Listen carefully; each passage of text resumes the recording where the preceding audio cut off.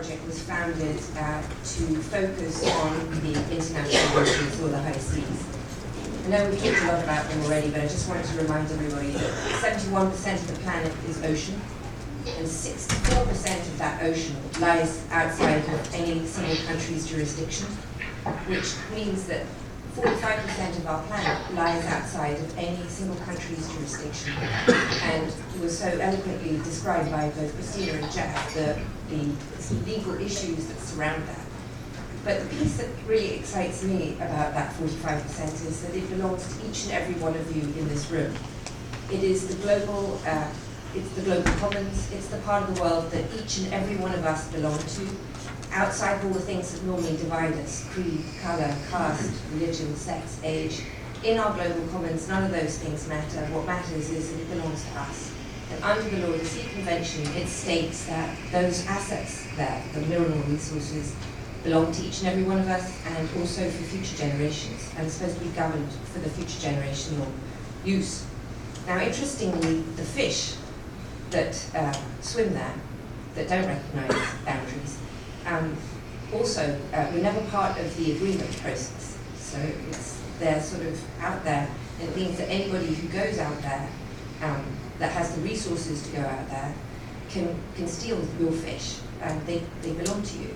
And subsidies, which are underlying most of the fisheries that go out there because it's so expensive to fish, are stealing our fish, wantonly not reporting it, and that's where there's a lot of IUU, because there's no infrastructure to watch what they're doing, see what they're doing, and they have no incentive to report.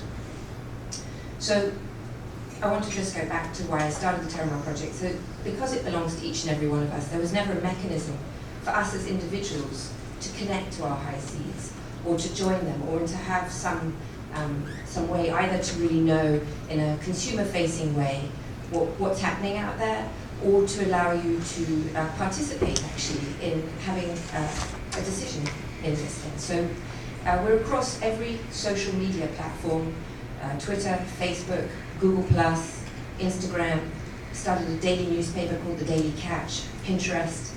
And I'm across all these platforms because that's how you connect today. That's how people get their news. That's how they interact with each other. And so the social media platform that we're building this on is a way to encourage individuals to participate in a more fun way. I don't want to frighten people about what's going on in our oceans, but I do think that they need to connect to it in a engaging way. And that's why we're across every social media platform. And then we started a campaign that I think, I love the ocean. I think it's obvious from that logo that we created. And we're taking this into schools because it's really the young people who drive change, because they're the ones who tell their parents, no mum, I don't want to eat bluefin tuna for lunch, because they learnt at school that it's a fish that needs protecting because it's endangered. Or they say, wow, I think it's really wrong that fishing vessels are out in the high seas without AIS switched on because they're stealing my shark fins or whatever they're doing. And so as I mentioned yesterday, for those of you who were here, I connect with the Jason Project, which goes to public schools across America. It's about, I think, 7 million kids. I'm speaking to the state of Texas, scary, like about 7,500 head teachers. I was scared when I went to see one head teacher back in the day when I was summoned. So the thought of speaking to 7,500 head teachers is scary, but we're coming up with a curriculum based on the ocean and on the global commons for them, and the semester at sea I'm also working with. And the idea is because our global commons touch so many parts and aspects of our life, literary aspects, the pirates of the high seas, legal aspects, think of Christina, geography, weather-related issues, paintings, there's just art, history, all of those things. So you can create a syllabus around the high seas that literally touches every single aspect of what kids do learn at school, or could learn at school. One of the things that we're also doing is, I've spoken a lot now, I think actually roughly about 9 times at the United Nations. And you could ask yourself, what is someone from civil society doing at the UN? It's a deadly question. In the year 2000, the Millennium Development Goals were signed at the United Nations, were a set of goals that dealt with large global problems. Think HIV, think malaria, global poverty. And those goals were set and they expire next year. And they're being replaced by something called the Sustainable Development Goals that are being voted on this September.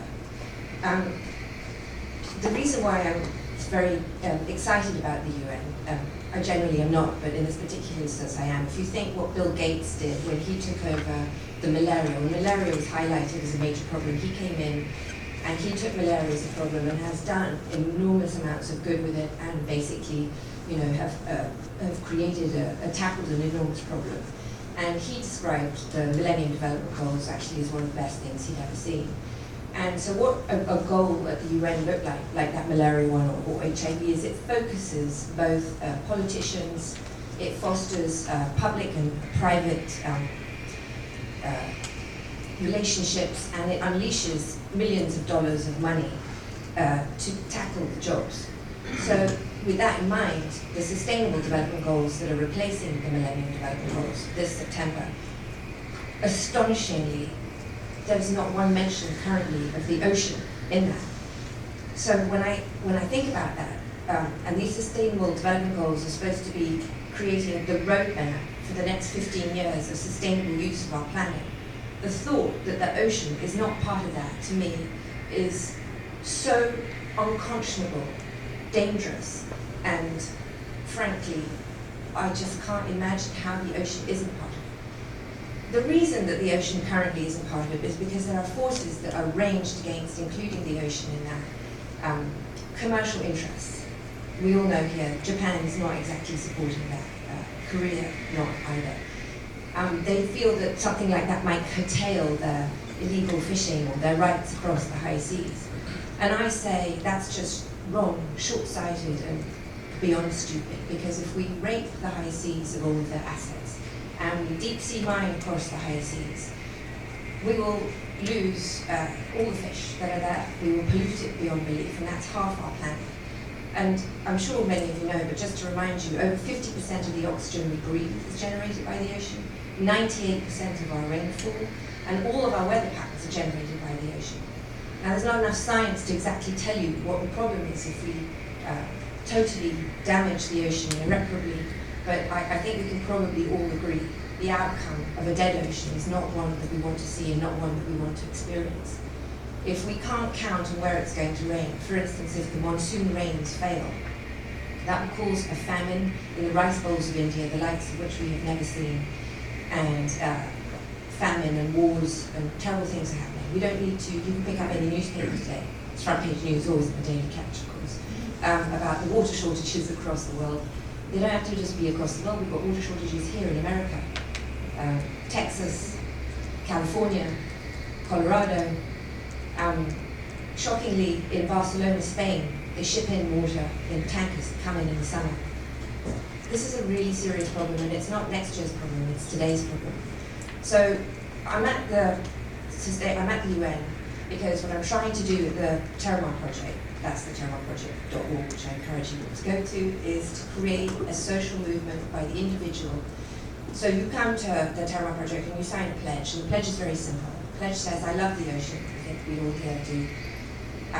I pledge that I want the ocean to be managed sustainably, which is the message that you're taking to the United Nations, that that's what you want them to do, and that you will share your love of the ocean with your family and friends, because it's our responsibility not only to participate in this, but to share it, because people don't really know why it's important and why we should participate in that. And so you get a passport that says that you are a Terramar citizen, because I renamed the whole high seas, it's got so many names, so I just thought that one was as good as any other.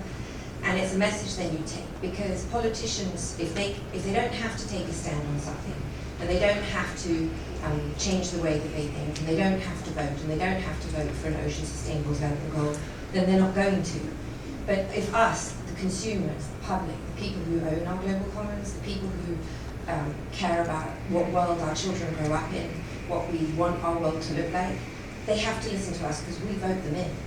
We're the ones that ultimately have the power, but if we don't exercise that power and use that by doing something like this at the Terramar Project, or if there's some other way that you have to connect to your UN or to your politicians to make the changes that we need, then we only have ourselves to blame when things don't turn out the way that we want them.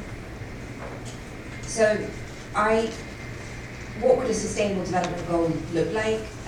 I don't think that that's a very contentious issue, but it could talk about IUU.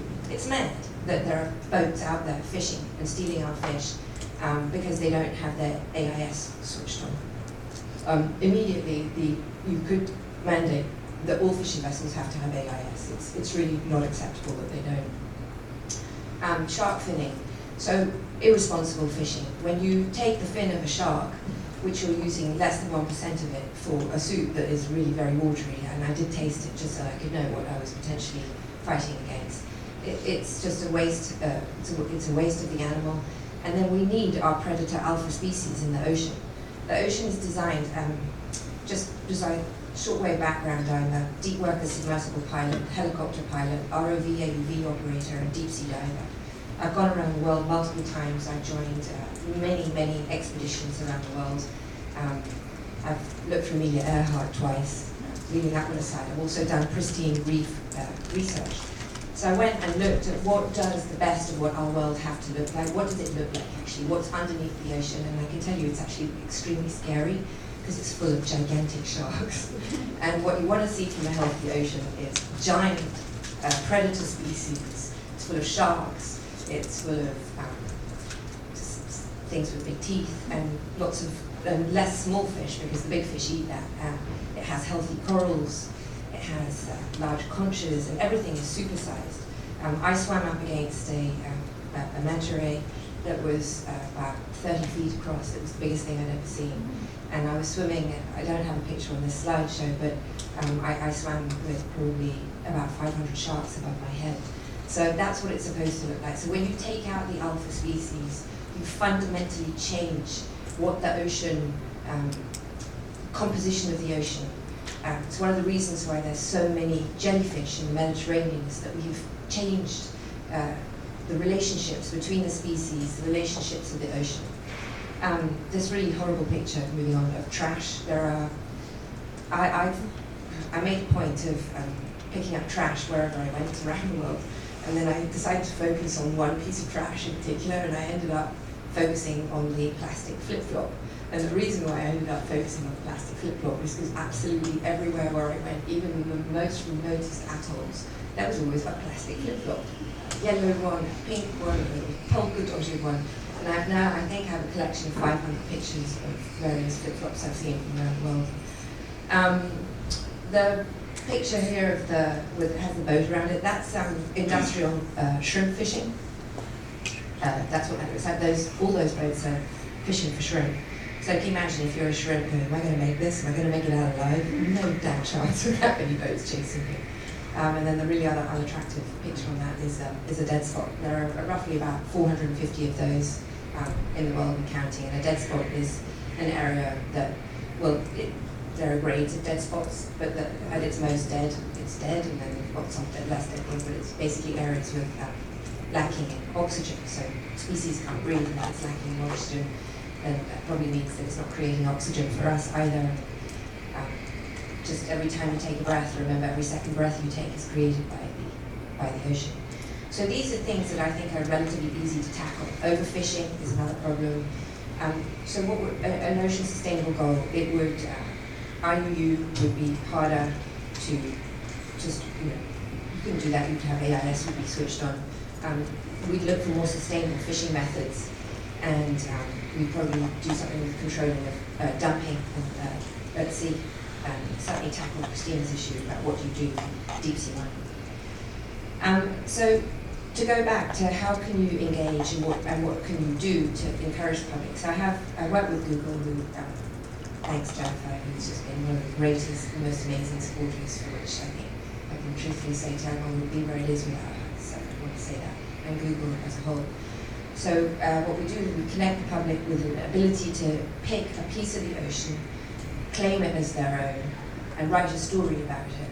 And we're developing this further so that you can actually upload information about it, and we connect with lots of different NGOs and otherwise so that you can have a community around your ocean. And I'm hoping to end up having tagged animals on the site, because I think you need to be able to connect with what's going out there. So this is just one way that we do that. The tagged animals. I think it's important to know what's happening, and again, to the point that so many of you have made here, if you don't know what's going on, you can't make decisions.